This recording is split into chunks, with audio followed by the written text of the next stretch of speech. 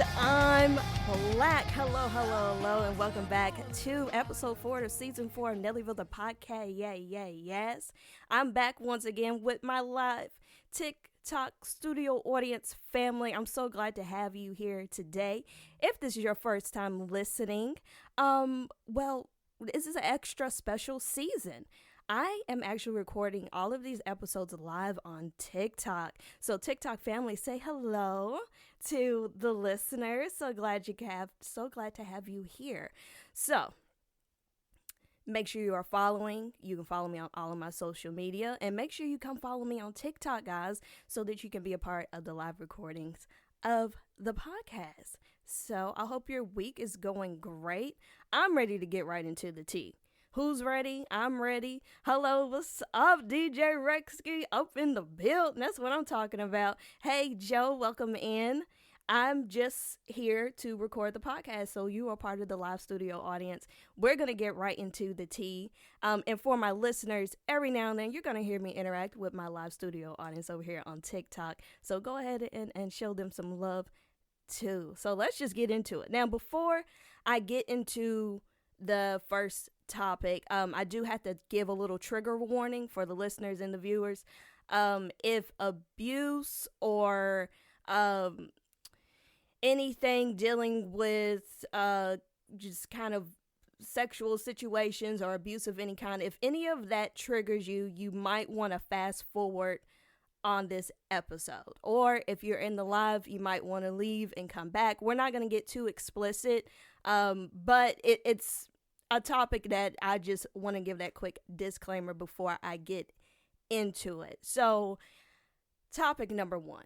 I saw this video with Steve Harvey. We're familiar with him, you know what I mean?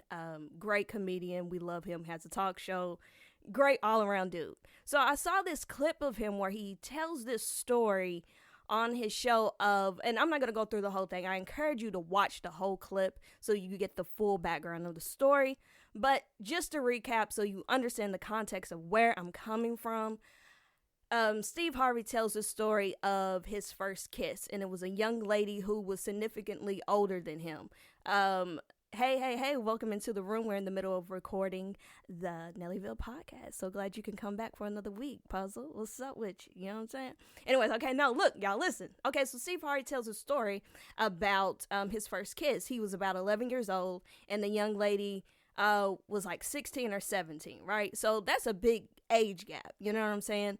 And already right there, if it had been an 11-year-old girl and a 16, 17-year-old boy, you know, people would be up in arms. So anyway, so he goes on to tell the story about how, and he's telling it kind of in a joking way, you know what I'm saying?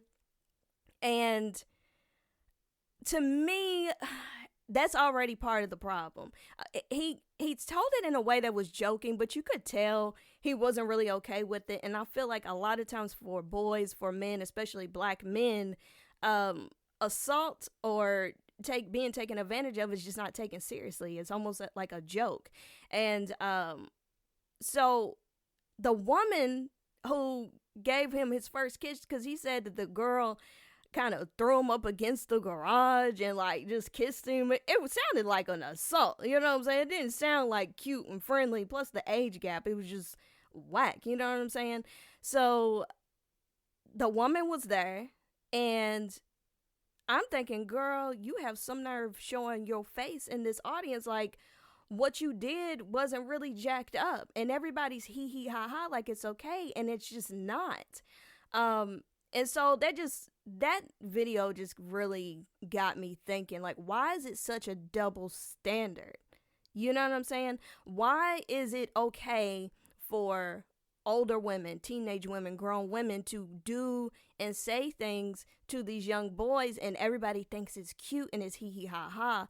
And while Steve was showing some distress, even in a comedic way, it's just eye-opening that people just, like, why are we okay with that?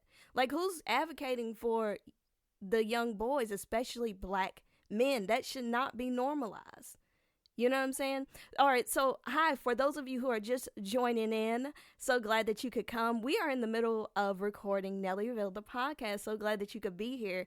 And we are talking about the double standard between boys and girls and being taken advantage of. And specifically with our black boys and black men, why is it okay that grown women or teenage girls have done things to boys? It's assault, it's harassment, but it's laughed at. Why is it okay? Because for instance, if you're at a grocery store, right, and you're walking with your kid or maybe a younger brother, you're walking with a child who's like 5 years old. Let's just say you're in the grocery store, you're walking with a child who's about 5 years old, and a woman, maybe let's say a 30-year-old woman comes up to the child and says, "Oh, you're gonna knock him dead when you get older. Oh, you are so cute. Oh, I gotta watch out for you." If a woman comes up and says it to a child, everybody is like, "Oh, ha ha."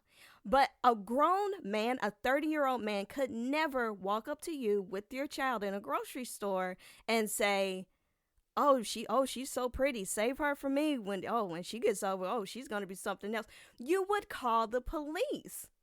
You would absolutely call the police. And it's really mind-boggling to me that is even a double standard.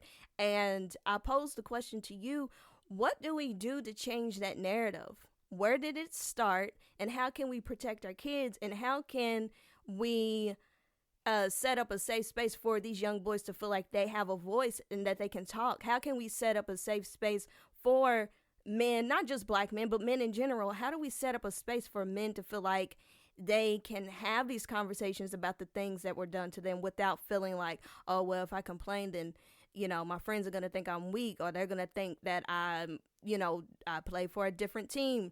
Not that being LGBT there's nothing wrong with that, but it's a lot of people who have homophobia and stuff, and that's a big reason why some men don't say anything. So I do want to read a comment. So someone says, "Oh, you make a point. I have no say in this, so I'm going to just listen to you." Well, look, that's why I'm here. I mean, it raises a lot of questions. It's such a double standard. We always watch out for our daughters. We always watch out for women. But who is watching men, and who is making it okay for them to talk about their experiences? I know men who were taken advantage of by babysitters. Most teenage girls have babysitting jobs. Nobody questions the teenage girls who are watching your kids. No one assumes, they're like, "Oh, well, girls are just nurturing and this and that and the third," and nobody. No, you can't think like that. And this is not me speaking to put fear in anyone's heart. It's that we've created a world, a narrative that it's cute and funny when the same thing's done to men and boys. It's when if you flip it around, men would be in jail. And I just, that's not fair. Men deserve a right to talk about their experiences, to be survivors, and get healing from that without fear of being judged. And you know what? Look, I'm gonna leave it on that, because it is a couple more things I don't want to talk about, and I don't want to be too much of a Debbie Downer. You know what I'm saying? So, if y'all have any advice on how we could start a dialogue, how to start a meaningful community, if y'all have questions, if you want to vent, please reach out to me on all of my socials. If you're listening, you can click in the description box below. All of my socials are linked below. Come hit me up on any social and we can continue on the conversation. We have another viewer from the live TikTok audience who says, my husband had teachers rubbing on his back in elementary school. Yes, it happens. He happens to be black. That's why I put emphasis on black men. I want all men, all boys to feel like they can go to someone and report these women, report men too, but report these perverted women who just fly under the radar. And especially our black men. They don't, some of them do, but a lot of them don't feel like they can open up about this stuff, and it's really, really sad. And I'm so sorry that your husband had to go through that, but I'm glad that he was able to find the strength to confide in you, because a lot of men, as much as they love their wives, their girlfriends, their mothers and sisters, they still don't feel like they can open up and speak on that. So I at least he has you there. That is a beautiful thing. Someone else says they think it's okay, but I don't like it. It's not. And exactly, teachers do that to you now. If that is happening to you now, you need to tell whoever your parent or guardian. If you're I can't really, your profile pictures is big, baby. I don't know how old you are, so you might be in college or high school. Tell someone. If you have to do it anonymously, do that. Whatever it is that you need to do, because it is not okay. You shouldn't feel like, oh, well, I don't want to get anybody in trouble. I don't want anybody to think that I'm less of a man. No. Absolutely not. There are people in your school, there's people in your community that is their job, that is their dedication to helping you get out of those uncomfortable situations. Thank y'all so much for the likes. Thank you so much. Once again, if anybody needs information, if you need help, if you just want to vent, my messages are open. Please come find me. This is definitely the Nellyville family for a reason. And if anyone who's going through anything, past or present, tell your story when you're ready. There's no rush either. Speak on it when you're ready, but do speak on it and get healing from it, so that it's not just living in here. But I send strength and peace and power to you. So y'all got this. Y'all got this. Okay, so look. Let's move on to something a little bit lighter, but still illegal. Let's talk about, I hate to just jump like that. It went a little deeper than but it's important. I'm glad we touched on it. But let's move, let's go on, because, these are timed. You know what I'm saying? So Cardi B, I know. I said Cardi B and people's eyes roll. You know what I'm saying? So Cardi B recently won a lawsuit. So there was a tattoo artist. I don't know if y'all heard about this, but there was a tattoo artist who sued Cardi B for about $5 million because he felt like she was tarnishing his reputation because of her album cover artwork. Okay, so there's one of her albums, she has like this tiger tattoo on her back, and of course it's Cardi B, so it was very sexual, it was a very risque, and the tattoo artist felt like he showed his artwork in a bad light. And look, I understand, people want to keep the integrity of their artwork. I understand that your art is very precious to you. It is your child. And you don't, you want it represented in a certain light. I get all of that. But to sue for $5 million, and look into the lawsuit, because I kind of feel like it was a reach. I've heard a couple of different things. Now, if it's something where she did not ask for your tattoo and she just took it and it was photoshopped onto her body, that's one thing. If you are actually the artist who put the tattoo on her back, she's free to do whatever she wants. She can't just not show her back for the rest of her life unless she is, dressed like Mrs. Claus. Like, you get what I'm saying? You can't, if you're a tattoo artist, baby, you do that tattoo and baby, that's it.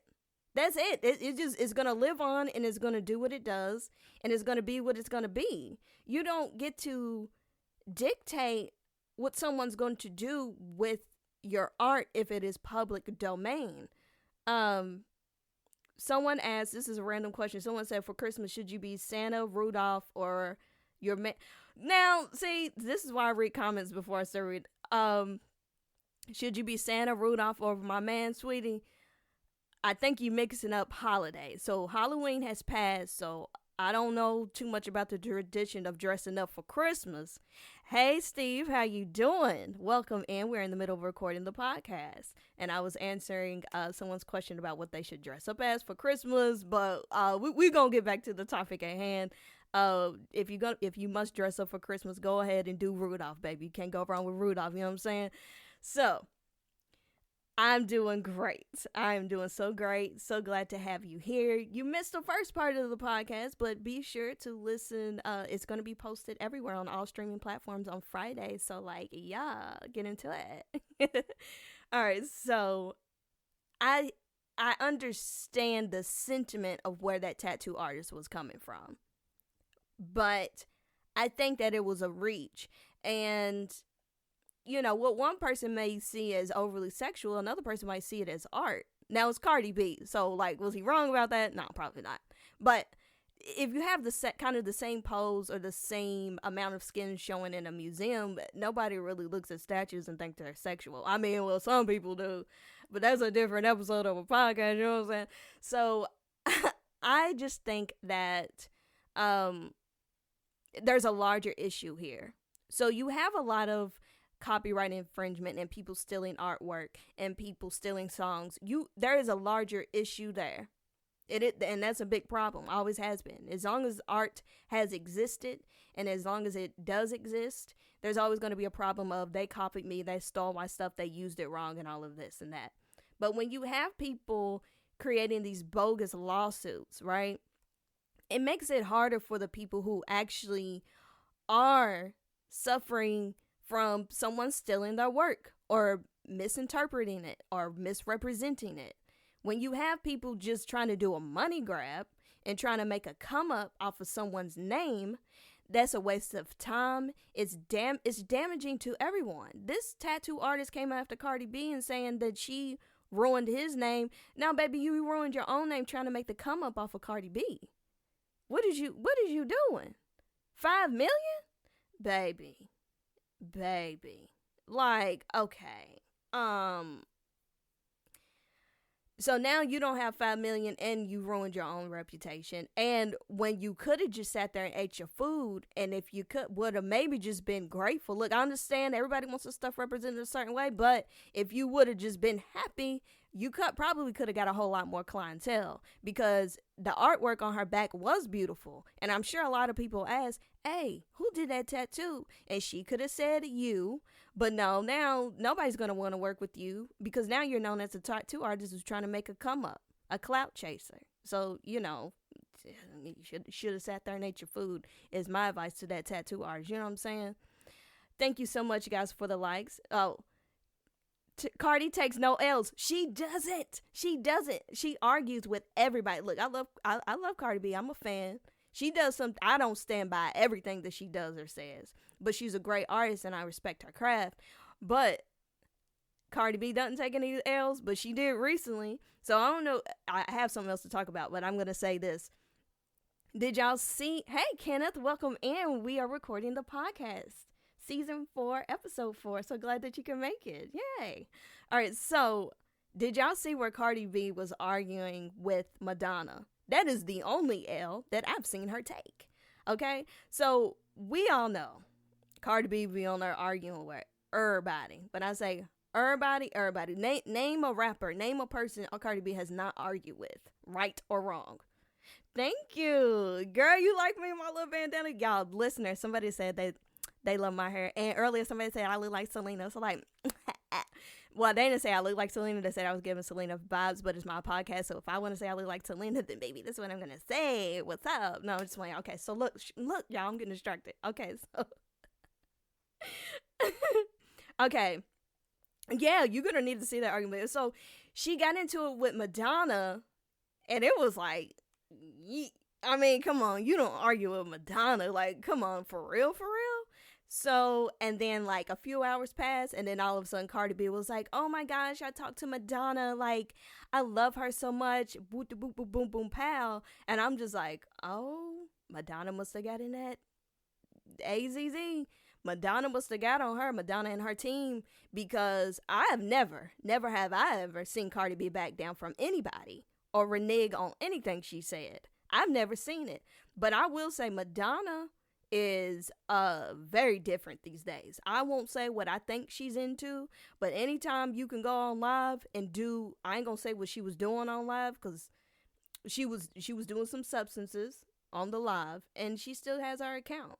On TikTok, y'all know how strict TikTok is. So that woman has power, which of course she does. It's freaking Madonna. But I'm thinking Cardi B, look, I respect you trying to stand up for yourself and you always speak your mind, but that's one person I don't think you want to mess with.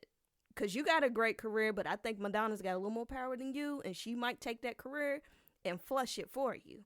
So I'm very curious about what phone calls happened for Cardi B to be like, oh, I love her. Like, what? Somebody called Cardi and was like, you need to fix this or you're done. So I don't know. Maybe somebody will leak the tapes or the DMs one day, but I'm very interested because that is not Cardi B behavior. When Cardi B goes in on you, she's going to stay in on you, and you will an enemy for life. It's very few people that she's like, oh, well, we're cool now. Is my response to that.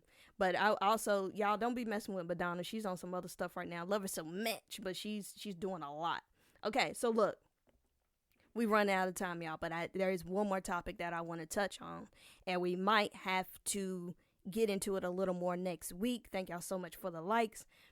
The last thing I kind of want to open up is there's a shift in media, especially like news. And what really got me thinking about this, just the way that we get our entertainment, how we watch TV, not even just our news, but just all of media as a whole is very, very different, and it's changing very, very quickly. And what really made me got to thinking about this is sports media in particular is so different from what it used to be when I was growing up. And it's changing fast. Like, these news outlets, these cable channels, regular TV, they got to step up, because the way that entertainment is so immediate and everybody has a voice, anybody who has a phone. I mean, I'm on here right now running my mouth with a podcast, but with sports media has really changed the game in particular, because before, the players had no voice at all. Athletes had no voice. They were at the mercy of whatever the sports announcers had to say, whatever the sportscasters, the anchors, the journalists, whatever the sports journalists, whatever Stephen A. had to say, whatever Sports Center, whatever ESPN, whatever they had to say is what narrative was going to be painted. But now that you have people like Brandon Marshall with podcasts like I Am Athlete, when you have so many other athletes starting their own podcasts and being so active on social media, now it is harder. They can create their own narrative, and it's more powerful, and it's out quicker. So instead of creating this wedge between each other, I really think that media, especially sports media, needs to lean into the influencer's voice. They need to lean into what these athletes have to say, because baby, that's a battle you're not gonna win. People are already not watching TV, so you don't want to go against the athlete. But it's not just with sports; it's all of media. These news outlets, baby, y'all gonna have to do. I don't watch the news; it's depressing. But the formula, the way that it is set up and executed has been the same for years. People are bored. When you have instant entertainment like TikTok, baby, ain't nobody got time for these slow, boring formats that y'all are using. I don't know what media can do to shake it up and get people back interested again, but this little boring schmoring, this little ABC 1, 2, 3 that the media has been doing since before I've been alive, it's got to go. And I really think particularly sports media, we really about to see a shift. We already have just in the last few years, and the way that we get our sports news and the way that these sports journalists are about to lose their voice, just how the athletes in it, man, we are about to see a freaking shift. The game is about to be changed. But I'm glad that the athletes finally get a voice, and I'm glad that they finally get a chance to tell their side of the story. No other industry was so one-sided when it came to telling a story. You could kind of say it for musicians and maybe actors a little bit, but at least with actors and singers, they at least got to go on the talk shows every now and then and do an interview. Athletes really want, I mean, unless you're like a huge name, but it really wasn't until, at least for me, when you started to have like the Ocho Cincos of the world, that's when people really started being like, oh, okay, they're not just football players, they're not just basketball players. Like, these fools got a voice and they got something to say. They are influencers before the influencer was a word. Like, obviously you had huge, bigger than life athletes, but Jordan wasn't out there he wasn't saying all of that. He kept it cute, he kept it professional. He really wasn't like, it was a different time as far as like interviews and being in the public eye, if that makes sense. But like now, dog, it's a game changer. But I'm glad that the tables are turned. I feel bad for the journalists. You know, they're not just going to be able to say whatever they want, but it wasn't fair. So, you know, an oppressed people always rises up, and that's what's happened with these athletes. So I hope they keep talking. I hope they keep telling their side of the story. That's all I'm going to say about that. Let's go ahead and wrap up this episode of the podcast. So how do we always close it out? We close it with Musica. Music of the week. I got to give you a band or an artist of the week. What am I jamming to this week? What's giving me life? So I am really feeling today Pet Shop Boys. Who's 80s music fans? Who is all about the 80s music? Who goes back to it? Okay, 80s music is so different. Okay, if you're not familiar with the Pet Shop Boys, baby, what are you doing with your life? What are you doing? Okay, and in particular, there's a particular song from Pet Shop Boys. The West End Girl song is giving me life. It is a song that I always go back to. Look, I was born in 91, so I missed the 80s, but I appreciate the music. I love the style. I love all of that. But it's just something about the grooves, the musicality in the 80s. I mean, every decade. Hey, Tabitha, you came in on the tail end of the episode, of the recording of the podcast. We're so glad that you could join us on the tail end. But for anyone who's just now joining, you can listen to the podcast every Friday on all streaming platforms. NELLYVYLLE podcast. Anyways, okay, so West End Girls. The groove, the message in that song, it's a fun song. But if you really listen to it, if you never paid attention to the words, pay attention to the words. You know what I'm saying? Like, it's just a feel-good song. It's great. But look, like I was saying, all decades have a different, obviously give different vibes, have different groups, but it's something about the 80s is just so unique. The way that they played with tempo and time signature in the 80s, I think is what really made it stand out.